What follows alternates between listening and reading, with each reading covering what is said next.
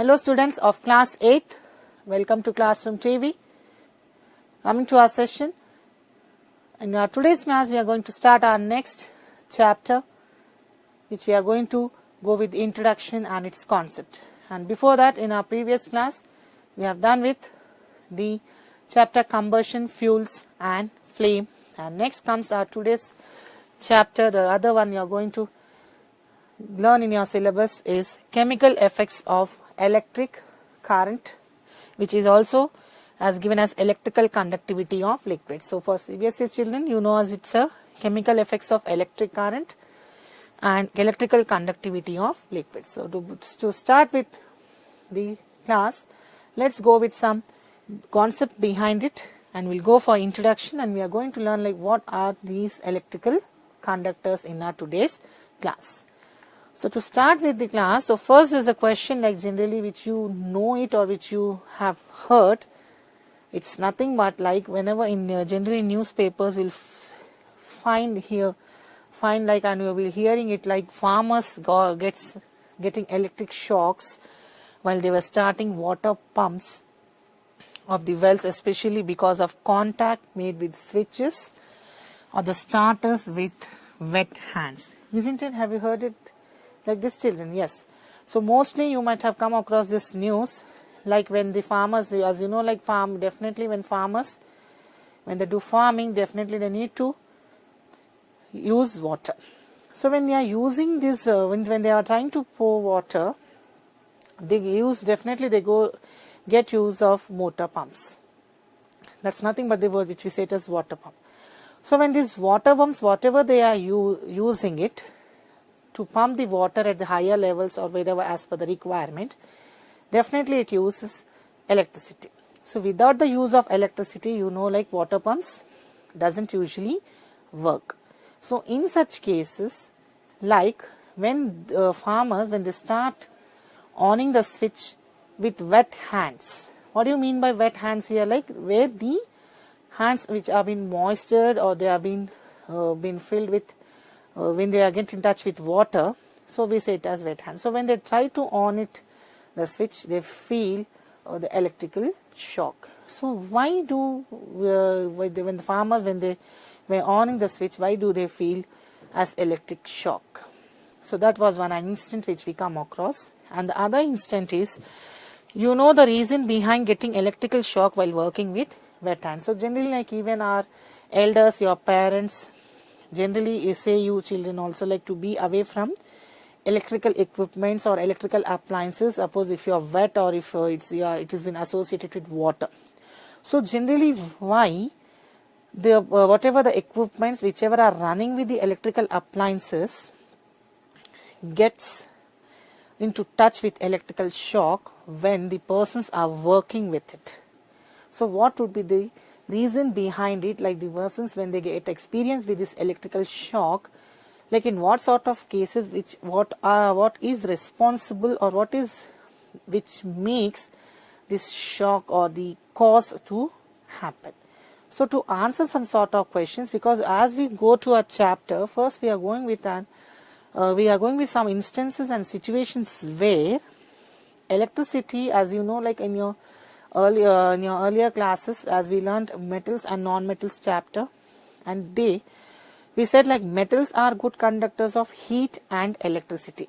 So as you know, like all the maximum of all the metals, you will see that they are capable of conducting electricity, because the property which has been shown or exhibited by metals is said to be ductility. So that's the reason we say metals are ductile in nature. Means ductility is nothing but the ability of the elements or the ability of those metals which are drawn into different wires as per requirement. Because of that property, as we said, metals are ductile. So being ductile in nature, as these metals are drawn into different wires, so those wires which are suitable or which are used for our electrical appliances, for working of our electrical appliances, in the same way, so we say them as good conductors of electricity. So in the same way, now the question for our chapter is like, even there are some liquids also. Like as metals are all solids, maximum at their room temperature except mercury. because mercury is the only liquid which exists as mercury is the only metal which exists at liquid at room temperature. But apart from it, the maximum of metals are all solids, isn't it? So in such case, like when we come across, there are some chemical liquids, or we say chemical solutions, which are capable of conducting electricity. So in our chapter, which where the name itself is nothing, electrical conductivity of liquids, means there are some liquids which are capable of conducting electricity, or we say chemical effects of electric current, means these chemical solutions are associated in such a way that these solutions are capable of producing electricity. So that we are going to see that. That's the reason here when farmers, when they get in contact with electrical switches with the wet hand, so even those liquids whichever were been in contact with that are supposed to produce the electricity, and they feel electrical shock. In the same way, there are some other liquids which we get associated with that, which are capable of conducting electricity. So in our class, we are going to learn like what are those electrical conductors which we took as liquids are acting as good conductors, and which could not able to do so are said to be as pure conductors. So already you know the concept of conductors.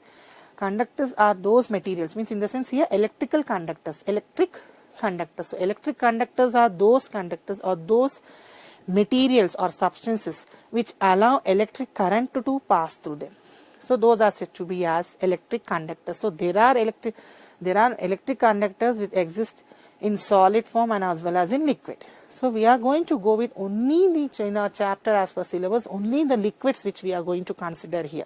So before to go with liquids, even we take some of the solid metals also, which you have an idea, by trying to prove that even these are also capable of producing electricity when they are associated with any of the chemical solutions also.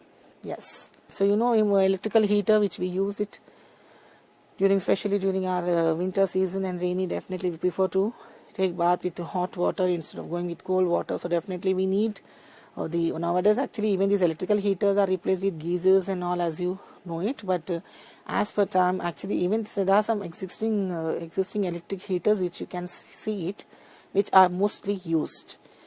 So here, like why do they say us to stay away from it? Okay, so what is the reason behind it, and how does the electric current flow through water? Now when you are using an electric heater, now this is now you can see this is the electric wire which we connect to electricity. So this is the electric wire. So overall this electric heater, whichever you are using, this electric heater, you can see this is the material which you are using here. Okay, which is nothing but made of metal. So as you know, metals are, yes, good conductors of heat and electricity, as they conduct heat and electricity, as they are good conductors of heat and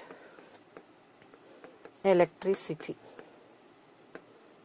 as they are the good conductors of heat and electricity, which is capable or which are responsible for conducting heat. So once this electrical heater, whatever you use, when it's immersed in water, definitely you will see the metal whichever you have used, which is acting as an conductivity, means it's a conducting material which is responsible for generating heat, which gets developed in it, and that heat is again transferred to water.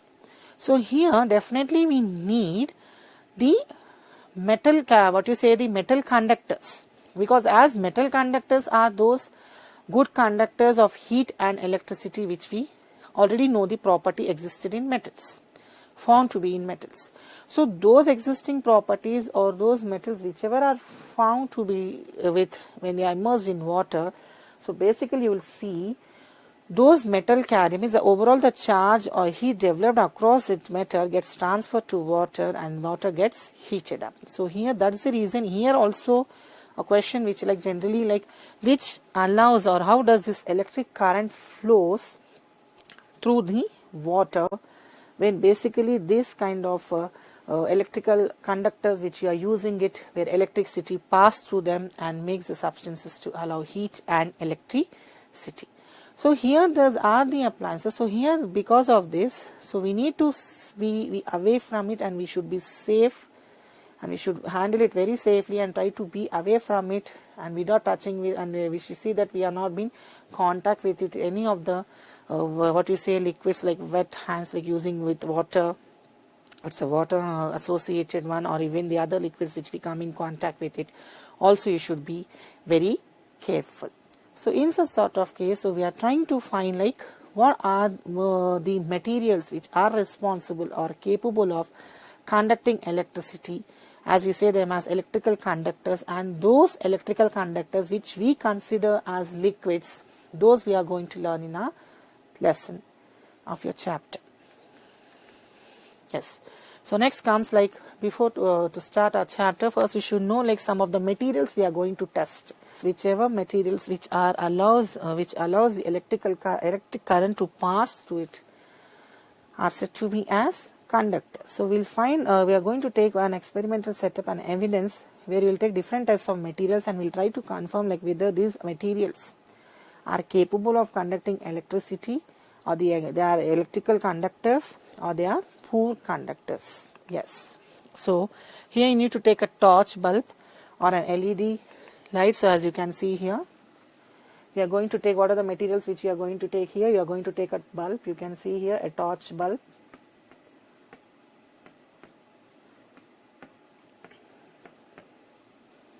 Okay, which is nothing but LEDs, which is in the form of light emitting diode. Nowadays, as you can see, most of our whatever the bulbs or the torch bulbs whichever we are using are being replaced with LEDs.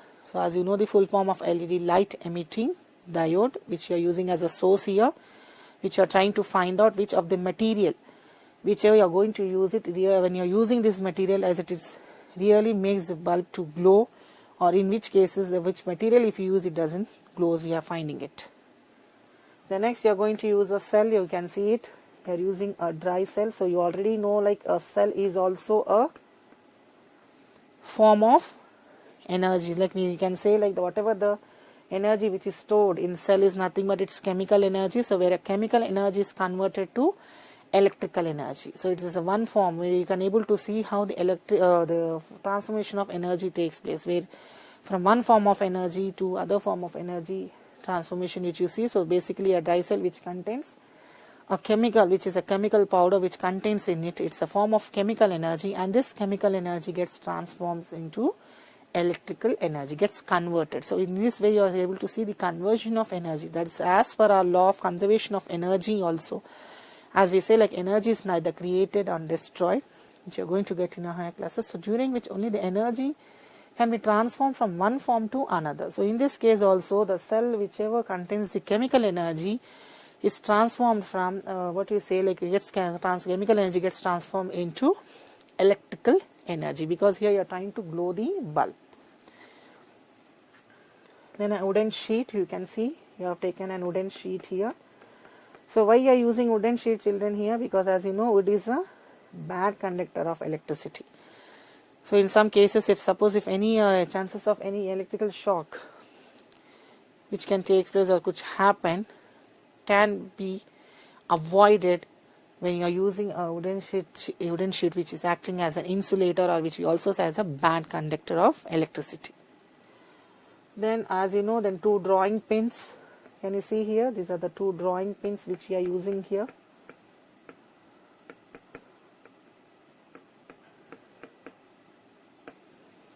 Okay, drawing pins, or whichever the pins which you use for just placing it. Then which we also, and then a key, and you can even use a safety pin and pieces of connecting wires. So you can see again, this is your key, or which we say it as a safety pin, and these are the connecting wires. So what are these connecting wires made up of? Usually they are copper only, mostly those are copper. As per the property which you learnt, which is shown shown or exhibited by metals, that's your ductility property, the ability of metals drawn into wires. Yes, So here he has this, whatever the wire which you have taken for connecting it, it's because of the properties exhibited or shown by metals, the ductility property, which makes the overall the the wires can be connected in any of the modified form or any of the transform shape as per requirement.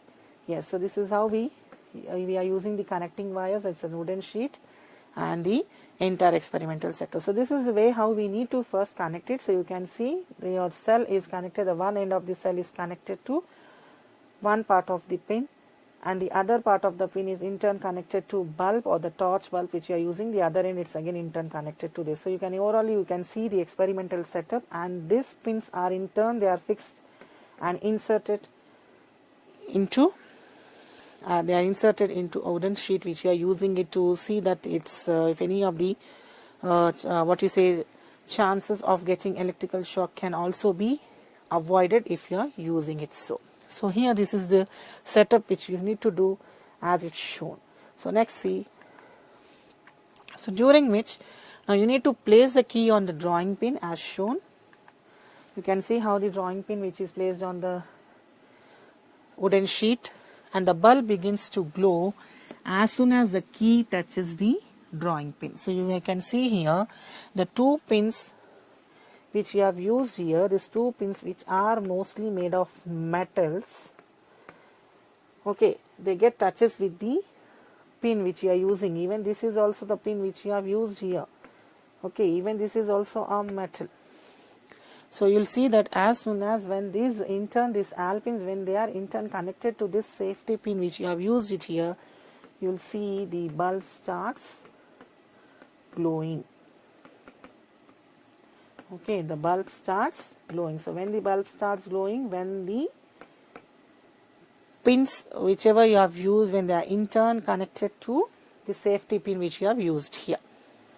Yes. So now replace the key by a nail. So now you are going to repeat this activity with different materials to ensure that in which of the following cases or which of the following material does the bulb glows here. Yes. So in which of the following cases the bulb glows. So when you suppose if you are repeating the activity, instead of using the safety pin, you just place a nail here. So will a nail in the case of nail, an iron nail which you are using, it's also made of metal, does a bulb glows here. Yes, in such case also you will see that when you are using an iron nail also a bulb starts glowing there. Yes, in such case also you will see the bulb starts glowing because there is also made of metal. So in the same way now you have to repeat the activity by using different types of materials. Instead of nail you can go with a strip of paper. Suppose if you place a paper in the place of an iron nail, are you able to see the bulb? Can you see a bulb glows there? No. Does a bulb glows? It does not glow. Then if you have taken a piece of chalk, will it glow? No. If you have taken a drinking straw, it's nothing but it's made of plastic. Even in case of plastic, you can see it doesn't glow. Then a piece of plastic which you have used instead of using a drinking straw, and even if you have taken any of a piece of a plastic and then a paper clip, okay, you know a paper clip which we use. So in the case of paper clip, tell me, does the bulb glows? Yes, in the case of paper clip you will see the bulb glows because it's also made up of metal. Then next, a rubber eraser. If you are using a eraser, will it glow in the case of eraser? The bulb, does it glows in case of eraser? No. Then in the case of pencil graphite, no. In the case of pencil graphite also you will see that the bulb does not glow. So these are some different types of materials which you are going to use to ensure in which of the following cases does the bulb glows, in which cases it does not glow. So during which we come to a conclusion that the materials which allow the electric current to pass through them are said to be as good conductors of electricity, and whichever are not able to, or in which of the following cases when you are using these materials, if the bulb does not glow, then they are said to be as insulators. Okay, so here let us group up the materials which we have taken and try to classify them in which of the following cases when the bulb glows. So those kind of materials are considered to be as good conductors, where these good conductors are the materials where the electric current or where the materials allow electric current to pass through them. So you can see here the different materials which we get. Suppose if you have taken a piece of chalk, so the material, what is it is made up of? It's made up of actually a clay or mud. So will it glow? The bulb glows in this case? It's no. So what is its conductor? It's a bad or it's a poor conductor. The same thing which you can see here. It's bad, or which we say it as a poor conductor. So what is a bad or a poor conductor? A bad or a poor conductor is nothing but the materials in which electricity does not pass through them, or which does not allow electric current to pass through them, are said to be as electric bad conductors, and which we also take as poor conductors. Yeah. Then if you have used a straw, yeah. So when you are using a straw, so what is the straw actually made of? The material which we use, it's nothing but it's a plastic material. So in this case, does it glows? No. In this case also it doesn't glow. So what is which we say again, it's also a bad or same thing which we say it's a poor conductor. Yes. The next comes, we have even seen a paper clip. So when you are using a paper clip, so what does it, the material made up of? Yes, it's nothing but it's made up of iron. So in this case, does the bulb glows? Yes. In case of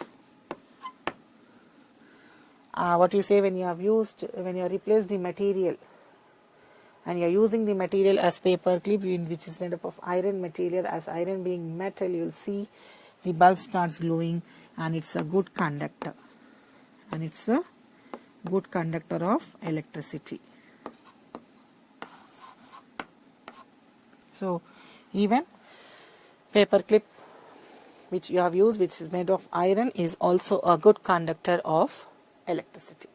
So these are the materials which we have taken in our activity to confirm which of the following materials which allows electricity or electric current pass through them are said to be as good conductors, and in which of the following materials with the bulb does not glow, where electricity does not pass through them or does not allow electric current to flow through it, and those are said to be as bad conductors. So this is the general activity which you already know, like whenever you are connecting a general circuit, like in your earlier classes in 7th, and also you have even connected with a pair, when you have taken a pair of connecting wires, when you have used a cell and when you have taken a LED or any of a source of torchlight like bulb and all, and you are connecting it, so you definitely will see that whichever the materials which are mostly made of metals only are capable of conducting electricity, and those are only considered and defined to be as the good conductors of electricity,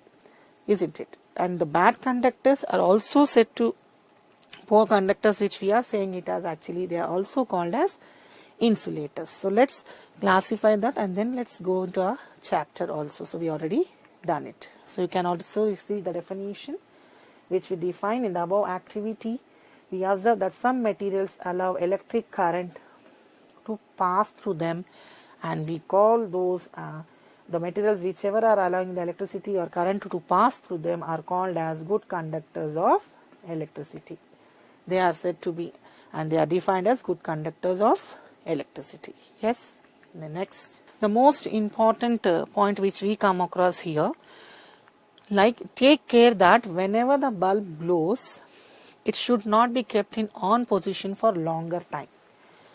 It should not be kept on for a longer time to avoid the early discharge of dry cells. So that's the reason you can see many times whatever the cells which we are using in our remote control, also you will see that as if you're prolonged using it, definitely you will see the amount of energy gets consumed, and you will see definitely the cells becomes to be drier and they becomes weaker we say. So as long as the activity is continued or carried out, till that only it's our duty to just check it out, because later as it's been done, so you're not supposed to continue with that. So in such cases you should be compulsory, you have to take it as a precaution, and which you need to note that as soon as you have been completing your activity, or whenever you have taken the different materials to carry on this, in such case you should see that till the extent you are carrying on with that activity, then you are supposed to keep the overall the cell which you have used in on position. Once you have done with that, you see that you are trying to off it in order to see that you are able to store some amount of energy. That's nothing but the chemical energy in the dry cell. Otherwise, or else what happens, like if you go on continuously when the bulb glows, in such cases you should see that cell should not be kept in on position, because you will see the early discharge of the dry cell. Yes. The next comes, like in general, all the metals are good conductors of electricity. This is the most important factor and the property which you already know it. Then on the other hand, the materials that do not allow current to pass, so you can see the opposite of it, which do not allow current to pass through them, are called bad or poor conductors of electricity. Yes, bad or poor conductors of electricity, and even we say poor conductors as insulators. We also say them as insulators. So insulators are also nothing but the materials which do not allow current to pass through them, are also defined as insulators. Yes. So you can see the same experimental setup, just it's modified. You can see this is a key here. Again, you are in turn connecting it here, isn't it? So you can see this actually the key, whichever you are using, it's made up of metal. So as you know, the key is a good conductor because it's made of metal. And if you are supposed to, so you can see how in the case the bulb glows here. In this case, the bulb starts glowing. But in the case of this, you'll see bulb does not glow. The bulb does not glow. Yes. So in such case, because you can see here, as pencil which you have used as the conducting material here is made up of wood. As you know, wood is a bad conductor, which is also an insulator.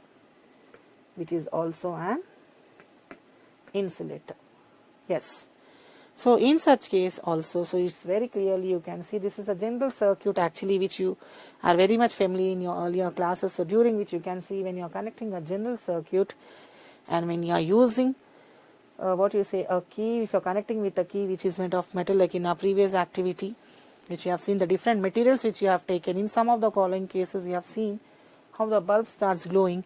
In some of the cases you will see like where the when you are using the conducting material to be as wood, in the case because as pencil is made of wood, where wood is a bad conductor which acts as insulator, where you will see the current does not pass through. So this is how generally this which you know very basically, like these are some of the conductors which we generally use for conducting electricity with the materials whichever we use with respect to the reference.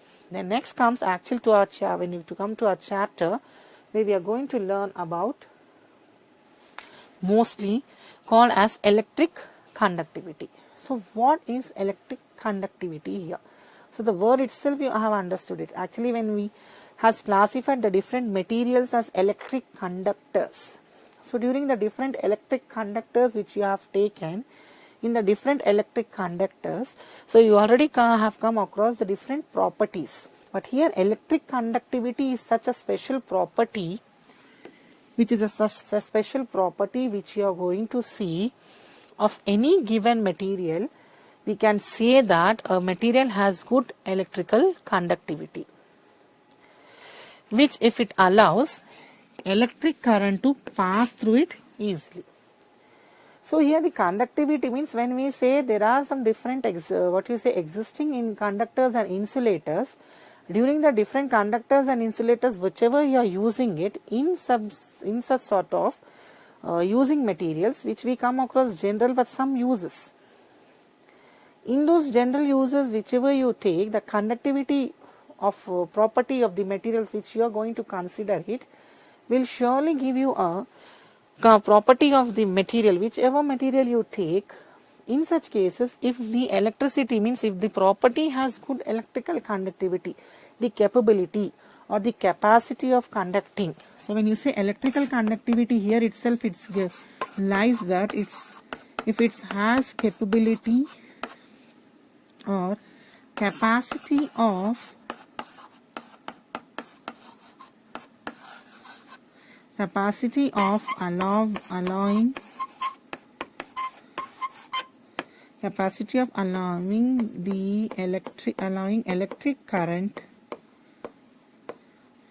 allowing electric current to pass through it.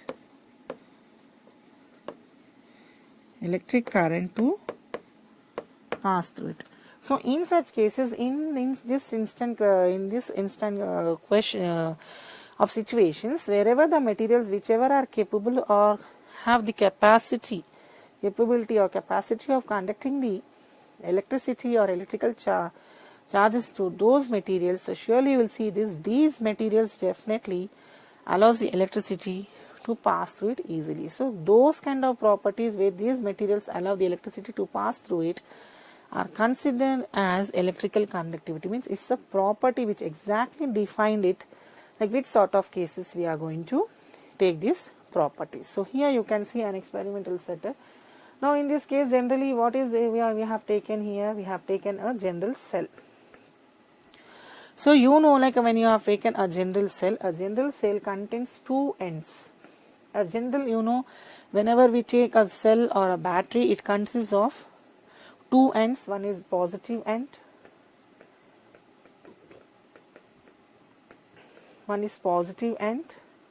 which is given with plus sign as you can see here, and one is negative end. The other is the negative end. So when you take the negative end, so you know the one end of the battery, which is positive when it's connected to a source or a bulb which you are using it here. So in this case, nowadays actually you can see the maximum of the sources in whichever what you are using it, you are mostly using LED as your source of light. So when you are using LED as your source of light, mostly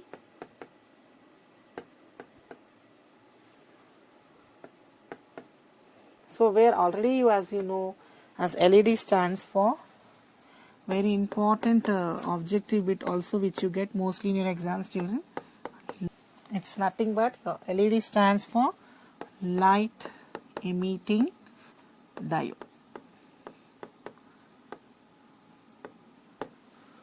So in this sort of cases, when you are using the different materials, so in such cases, so when your source of light, when we have taken LED which is acting as a source of light, in such, so the one end of the battery is connected to LED source, and the other end of the battery, where you can see again an LED also contains a negative end and a positive end. So you know, like positive end of the battery is connected to negative end of the LED, so you can say this is the negative end, and the positive end, this is your positive end. Again this positive end is in turn connected to negative terminal of the battery. So here in our chapter in electrical conductivity of liquids, we are going to see when you are going to use a sort of source. Now in this case you are using a battery. So in turn, when this battery is in turn connected to electrical solutions, which we say it as electrolytic solutions here, children. So the chemical solutions whichever we take into consideration, which are capable of conducting electricity, those electrolytic solutions which you are going to take, we need to see that in this case how the ions whichever are generated, that's nothing but the positive charges and negative charges whichever are been accounted or which gets generated in this, those generated ions are really capable of conducting and makes the bulb to glow in such cases that we are going to find it. So different electrolytic solutions, because in your concept of in your 7th when you learnt acids and bases, so there you have come different acids, like generally like when you used lemon juice and orange juices, isn't it? So you say generally like lemon juice which contains citric acid. So there we say like acid whichever is responsible, which contains some ions, those ions get attracted to the external source of the battery which we are using and which is responsible for glowing bulb. So those sort of solutions which we are going to come across here. So those solutions we need to consider here. So those sort of chemical solutions, whichever we are going to take it, which are responsible. So the maximum of the electrolytic solutions or chemical solutions which you are going to consider, those chemical solutions are maximum are a form of acids. And these acids are defined as those substances which you will be learning, which generally contain some ions in them. So those ions are acting as the charge carriers, or they are the substances which are responsible for allowing the electricity to pass through them. So those kind, like how we have seen good conductors, like when we take the example of paper clip or a strip of paper and different materials which were used in sort of making the LED bulb to glow. In such cases, we have seen how different materials used to check out which of the following materials allow electric current to pass through them. So those were the solid type. So as an examples of the form of matters which we took was solids. So instead of when we replace those solids with different types of liquids which we are going to come across, like if you are using lemon juice, orange juice, so because oranges and lemons are rich in fiber, they are actually said to be citrus fruits which contain citric acid. So as the citric acid, this acid is responsible for glowing bulb which we are seeing. In the same way, there are some other, not only fruits. In our chapter we are going to see there are vegetables also which are responsible. So we are going to go with the experimental evidences and activities where we are trying to show in which of the following cases the bulb glows with the source by using the different forms of vegetables and fruits also. So along with once we have done with the different types of vegetables and fruits, then we are going to go with different chemical solutions which we are using in our chemistry. Like some of the chemicals generally, like children, like when you were learning about some tests, when you are trying to test the presence of fats and starch and all, where you generally use some of the acids like hydrochloric acid, sulfuric acid, okay, like how we are using lemon juice which is said to be a form of citric acid. So here we are saying like the acids which are also useful to us. In turn, there are some acids which are only used for chemical and laboratory purposes which are harmful to us. So we should be very careful and using it very in a very careful manner with sort of precautions which we are going to use here, because here there are these sort of chemical solutions which are present in highly concentrations. Those concentrated solutions, that's nothing but like they get diluted with water. You will be learning in your coming classes about this concept of dilution. So but here those general acids, like whichever you are going to take, they are diluted, they are not so stronger, because here if you use stronger concentration of liquids, you will see in cases of that the bulbs, when the bulb starts glowing, along with that you can see because of the over dosage or the overflow of the ions, which makes the bulb to gets burst also or gets break because of overdosage. So in such cases also we should be very carefully using like which sort of liquids we are going to use for testing the materials to conduct electricity. So that's how we are going to discuss in our chapter, where electrical conductivity of liquids we are saying, especially where we are going to take sort of liquids and try to find in which of the following cases the bulb glows it. So in our next session, in our next class, we are going to go with the different liquids, means which sort of liquids are responsible or capable of producing or allowing electric current to pass through them and makes the bulb or the other sources, whichever you are going to connect in a form of a circuit, will glow it. We are going to find it, and then we are going to say these kind of materials, whichever the solutions, the chemical solutions you are going to use, these particular chemical solutions whichever you are going to use are responsible for generating the electricity. So we say them as good electrical conductors, or we say it as electrolytic solutions, means good electrolytic solutions which are allowing electricity to pass through them. They are the good conductors of electricity. So those sort of electrical solutions we are going to discuss. Along with that, we are going to see the different forms of fruits and vegetables which we are going to use, and we'll try to find the chemical effects, like how these different kinds of vegetables which are fruits which we are using, in such cases how this electricity gets affected, means what are the chemical effects of this solution affects these vegetables or fruits which you are going to use it here. And along with that, you are going to learn one more the concept which you will be frequently which we come across in our daily life applications is electroplating. electroplating. So we are going to learn about electroplating, their uses, and how a general cell is made up of, and what does a battery contents associated with the liquid solutions which we are using for conducting electricity, and these are also we are going to learn it. I hope you have going to understand it and try to revise the content which we have discussed in our today's class, and we will continue with our next class with electrical conductivity of liquids. Till then, keep watching Classroom TV. Log into our website classroomtv.in for all the previous classes, for videos, the materials and practice papers and so on, so that you will get into the classes. Till then, be in touch with our classes. I hope you are getting into it. Till then, learn to the concept which we have done it. I end up my session, so we will meet in our next class. Thank you.